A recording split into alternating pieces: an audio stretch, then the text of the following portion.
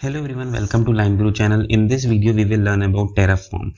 So we will start with the introduction to Terraform, and then we will jump into the core concept and the basic command that how you can operate Terraform.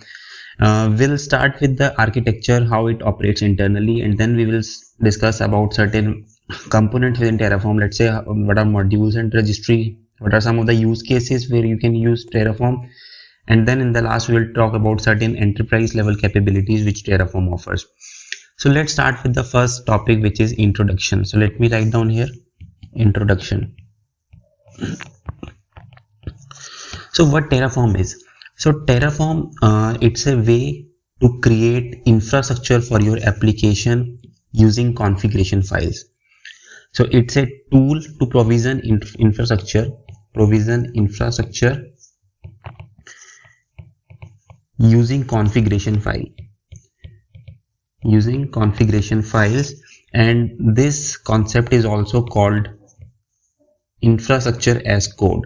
So it's a tool to provision infrastructure for your platform or your application or your cluster using infrastructure as a code concept, where you can define your infrastructure needs in a declarative way.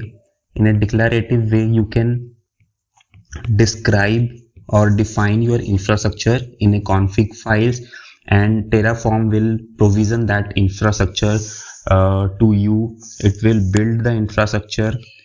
You can change that infrastructure later on, and you can manage that infrastructure using Terraform. All of these three things you can do through Terraform workflows, and this would be done in a safe and repeatable way. You can repeat these steps as many number of times as you want. So this is a basic introduction of Terraform, what it is capable of. So you don't need to do all those manual hard work of provisioning your infrastructure. It provides your infrastructure at a scalable way just using the configuration file. You need to define your infrastructure using the Terraform configuration files, and you are good to go.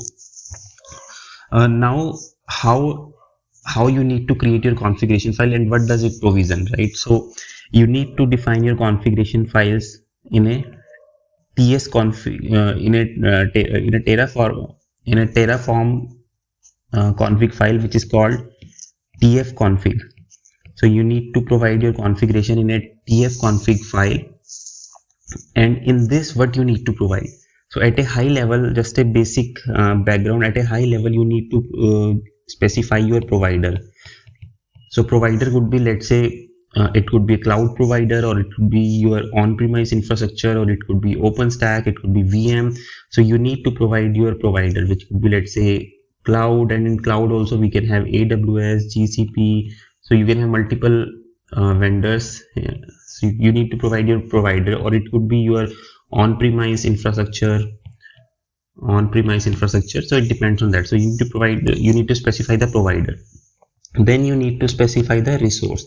So resource could be, let's say, whether you need a VM, or you need something onto the Docker containerized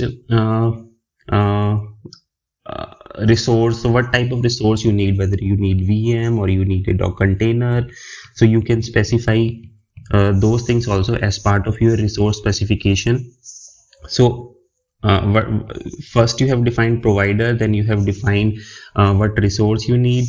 Then after that you can specify additional services, what services you need. So these services could be, let's say, you need Java, or you need Node.js, or you need Python, and so these are the software. So you can specify softwares, what all softwares you need onto your resources, and also you can specify additional services. Let's say if you want DNS, you need load balancer. So all those services you can define in a ts config file, and using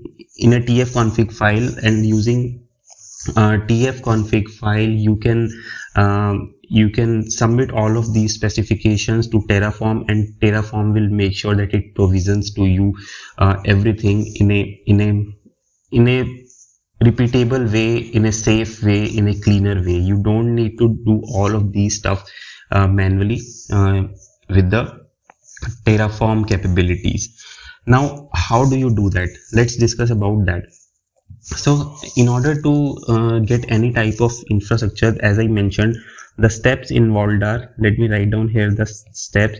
So the steps involved are, so first you need to define your infrastructure. First you need to describe your infrastructure, so which is in the tf-config file, and it is in the declarative way. It's in the form of a configurations, and this particular language for defining your configuration is called HCL, which is Hashicorp configuration language. So you need to define your infrastructure needs in this specification of Hashicorp configuration language, in the specification of HCL language, and the file that you will create is a tf-config file, and its file extension is .tf. Let's say you are creating a file with the name main, so your file would be main.tf, and inside this file you will specify the requirements for your architecture. So this is the first step, that you need to define your infrastructure. You need to specify your infrastructure in a configuration file. So once you have defined that, the second thing is you need to run plan command. So you need to run plan command using so these are the CLI commands provided by the Terraform. So what plan will do is, it will create a executable plan for you. It will build a Terraform will build a executable plan for you, and it will show you like what all things will be provisioned for you during this workflow, which you have requested for, which you have configured. So whatever configurations you have defined here as part of step 1, it will create a executable plan, so that you can visualize that what all things, what all infrastructure, resources, softwares you are going to get, what all things are going to be executed as part of a working plan in the real world, once Terraform will be executing these steps. So before executing these steps, it shows you an executable plan, so that you can verify that is it what you were requesting for, is there any change required.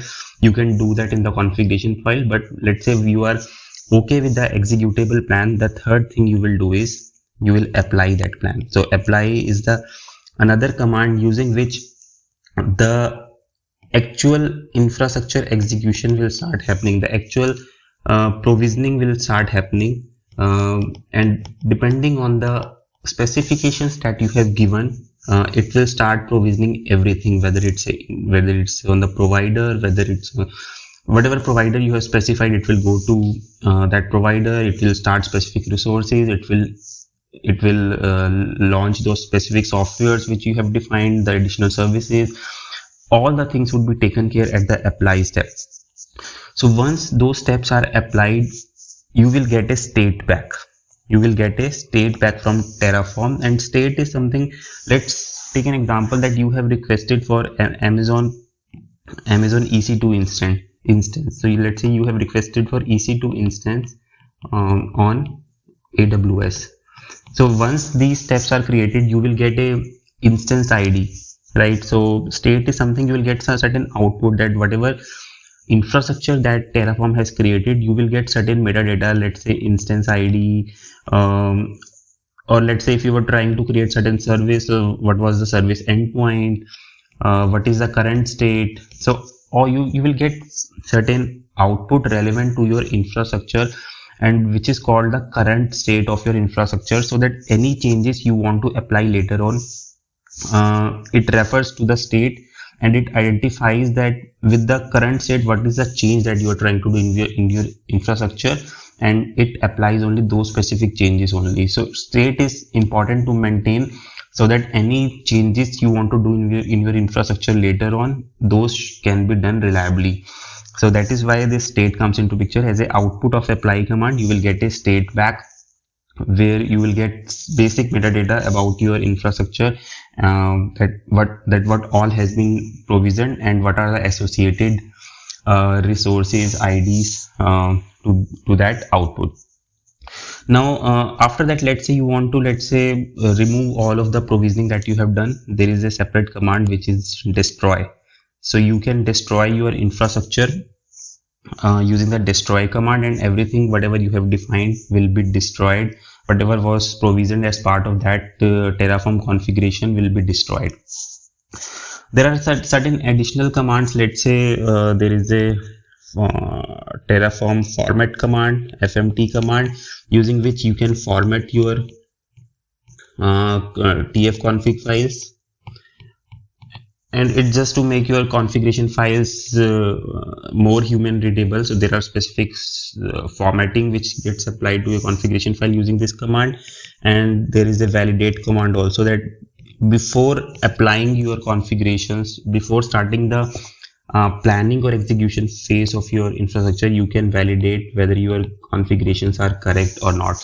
So these all are the basic commands that how you can define your infrastructure in a configuration file, and then you can control the workflow in terms of planning your defining a plan on your infrastructure, then applying your infrastructure, then getting and storing the state. If you want to destroy, validate your files, format your files, all of these things are something which can give you a workflow kind of a flavor, that you can orchestrate all of those things within your infrastructure provisioning just by using Terraform commands. And Terraform takes care of doing all of the complexity in the background for you. You don't need to do any complex provisioning from your side. Now we'll talk about the architecture, how Terraform works. We'll talk about the architecture. So at a high level, so you need to start with Terraform config.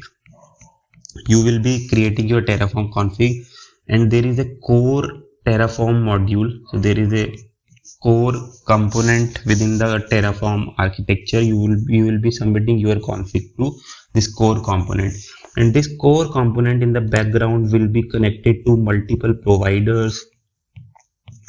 It will be now these providers could be related to infrastructure.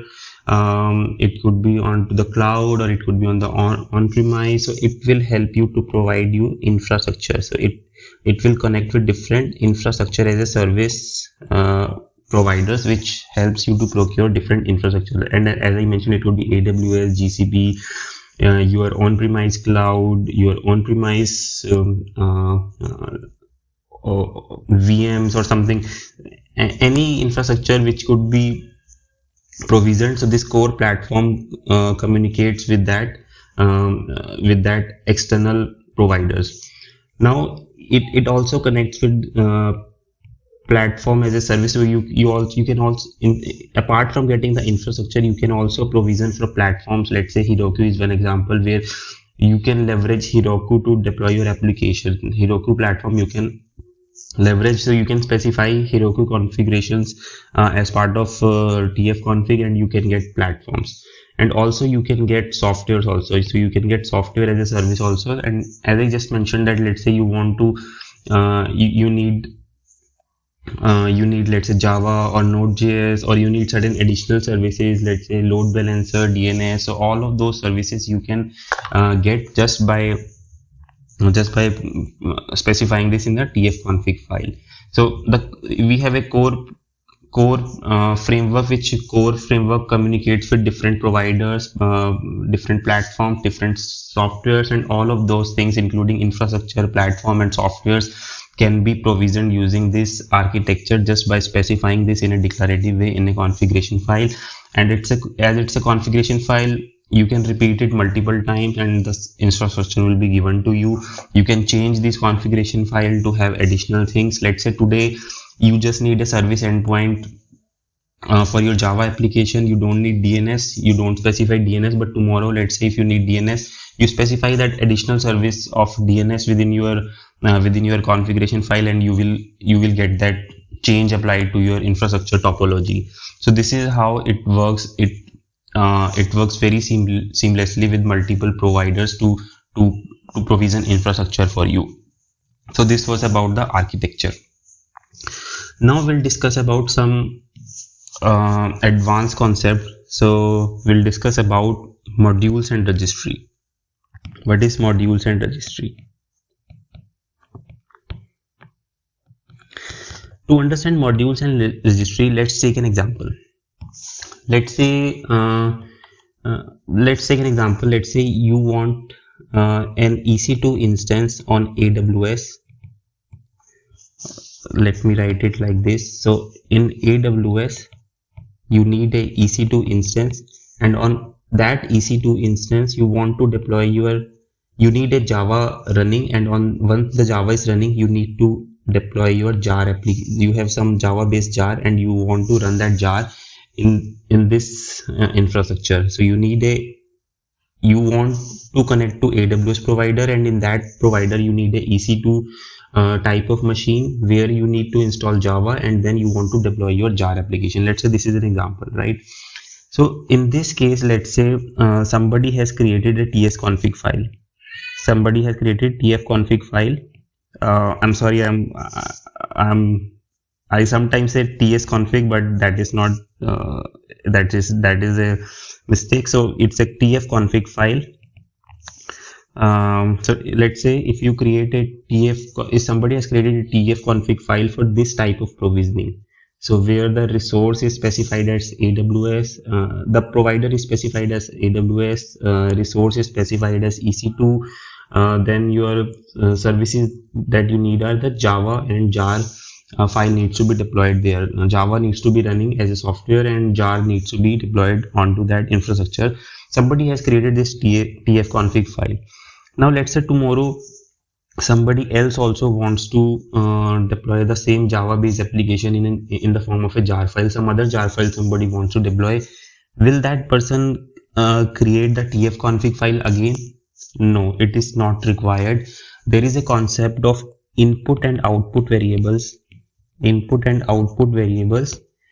Terraform, using which you can create modules for your configurations or your workflow, I'll say. So let's say this is a workflow where you need to have AWS EC2 instance with Java installed and it takes jar as an input. So you can specify this jar as an instance variable. So you can specify your jar as a input instance variable. So you can define, you can parameterize your configuration. So this configuration which you have created, instead of hard coding the jar name, you can take the jar name as an input from the user, so that next time if anybody else wants to use some other jar name, so they should be able to provide some other jar name also. They should be able to ship another jar name within this configuration file. So you can parameterize this configuration and you can take jar name as an input variable. And let's say after running this workflow, you get a EC2 instance ID. Let's say you get as an output, you get a instance ID, which is AWS instance ID, let's say. So you get it as an output. Now this instance ID will also be different for different deployments. Let's say when you are deploying jar 1, so jar 1 may be deployed on some other instance, jar 2 may be deployed on some other instance. So you can capture this output in an output variable. So you can capture this instance ID, which is the state of the infrastructure that you have provisioned. So you can capture that state in a different variable, in an output variable. And then this output variable is also kind of, you can say it's a parameterized output now. So for different jar deployments, you will have a different output. So in this way, you can define certain input variables onto your configuration and certain output variables onto your configuration. So once you have defined your input and output variables, so what I'll say is you have that templatized your configuration. You have templatized your configuration, and this templatized version is called module. So this templatized version is called module.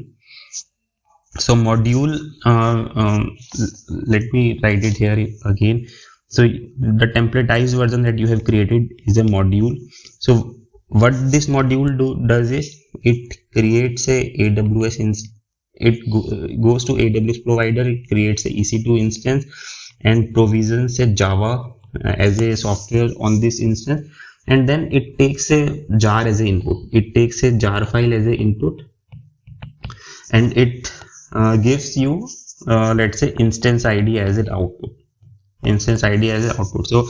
So you have created a module for your configuration which takes certain input variables and it gives you certain output variables. Now this is a module which anybody can use. Anybody wants to deploy the jar-based deployment onto Java infrastructure on AWS EC2. They can use this module and they can specify their own jars. Simple, right? Just by providing their input jars and just capturing the output variables. So this is as simple as that. Now everybody don't need to create their own TF config. Everybody don't need to define their own Terraform configurations. They can simply use these modules. And how these modules become reusable? So this is done with the help of a module registry. So whatever modules have been created, those modules can be registered at a shared location. So, and that shared or centralized location is called module registry.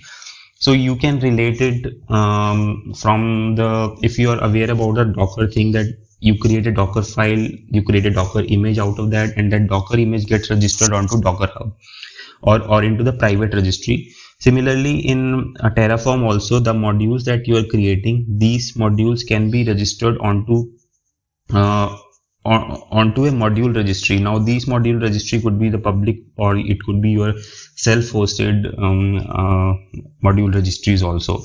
So this is again a very good feature that you can create different modules, and there are a lot of modules already available as part of Terraform components. You can reuse those modules to orchestrate your infrastructure provisioning within your organization, and you can create your own custom modules also the way you want to provision your infrastructure.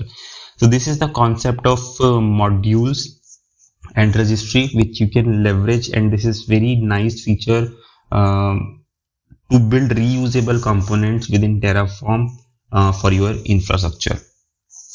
Next, we'll discuss about certain use cases that where all you can use Terraform. So as I mentioned in my earlier section of the video, so we can leverage Terraform to provision infrastructure as a service, platform as a service, and software as a service. So all of these three things can be provisioned using Terraform, and some of the use cases could be, let's say you want to orchestrate something on AWS. Let's say on AWS you want EC2 instances where you want to run, let's say, Node.js or Java or Python based applications. So anything you want to run, these can be provisioned using Terraform. And it's not about AWS. You can think there can be multiple providers. The same thing you can do on GCP, the same thing you can do on your on-premise infrastructure. If you have on-premise cloud, you can do that also. You can orchestrate your Kubernetes workflows also. You can orchestrate Kubernetes workflow, whether it's on cloud, whether it's on-premise, you have Kubernetes installed. So you can orchestrate. Let's say you want to create the services. You want to create the service. You want to deploy services onto Kubernetes. So that is also pretty much possible with Terraform configurations. You can specify the configurations in a Terraform, so it will create. You can manage your clusters using Kubernetes cluster using Terraform configuration, where you can get let's say containers out of the box onto your cluster. Once the containers are there, you can install the services there, and once the services are installed, you can deploy your services onto those services using Terraform specifications, Terraform configurations. So this is also another use case that you can manage your Kubernetes cluster also. And one of the use cases, let's say you want to run anything on OpenStack, you want to run anything on VMs. So you want to provision VMs, install something on VMs, let's say load balancer, DNS, or your software services, applications, jars, whatever you want to do with your legacy like legacy infrastructure. You can do those things also within VMs using this Terraform configuration. So these are all certain use cases. You can use it on cloud, you can use it on premise, you can use it on Kubernetes cluster, you can use it on VMs. So multiple use cases are supported by Terraform today, and there are a lot of contributions happening and already happened which you can leverage out of the box from the open source community in the form of a Terraform implementation. So this is about the use cases. At a high level, I'll talk about certain enterprise capabilities, or I'll talk about certain open source components also. So I'll talk about some components, the high level components. So at a high level, you need to install Terraform. Once you have Terraform installed, so it offers different things. Let's say it offers you CLI. So CLI is something using which you will run your Terraform commands. Terraform also provides Terraform Cloud. So Terraform Cloud is something where you need to create your account onto Terraform Cloud, and this is something which you can leverage to store your states or to register your modules. So for all of those things, you can use Terraform Cloud also. So state is something, let's say whenever you have planned for your infrastructure, you have applied your infrastructure, so it will maintain the state also, so that any changes in the future you want to do onto the same infrastructure topology, it should know that what is the current state of your infrastructure, what all things are running, and what all additional things it needs to provide. So you can register your modules also onto the cloud. And if you want to have your own self-hosted things, instead of doing this on cloud, if you want to do it on self-hosted things, then there is a Terraform Enterprise also.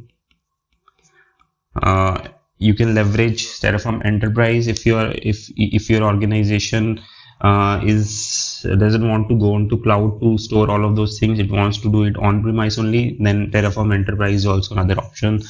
And then we discuss about we also talked about the components in terms of modules and input variables and output variables. So these are also the components within Terraform. So not all of those features are open source. Certain features are enterprise features. Let's say Terraform Cloud and Terraform Enterprises has some payment associated with it. You need to buy a subscription for that. Now some of the subscription, let's say for Terraform Cloud, some of the subscription could be free depending on your team size, but if you have a big organization, it could be a paid accounts also. So that at a high level, this is something, these are different components, and one component I talked initially is the HCL, which is Hashicorp configuration language, using which you will create your tfconfig files. So this is also another component, and this is open source component. So these are all the things which I wanted to discuss about Terraform. I hope you get the idea.